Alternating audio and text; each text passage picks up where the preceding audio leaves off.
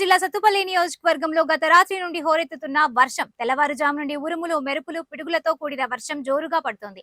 ఉదయం 7:30 కావస్తున్న వాహనదారులు లైట్లు వేసుకునే ప్రయాణం సాగిస్తున్నారు. ఆగకుండా కురుస్తున్న వర్షానికి ప్రహరీలు కూలుతున్నాయి. ఏరువాక ప్రారంభమైన ఒక్క రోజులోనే వర్ష ప్రభావానికి పొలాల్లోకి నీరు నిండుగా చేరుకుంది. సంచార జీవనం గడిపే గుడారాల్లోకి నీరు చేరి గుడారాలు జలమయమయ్యాయి.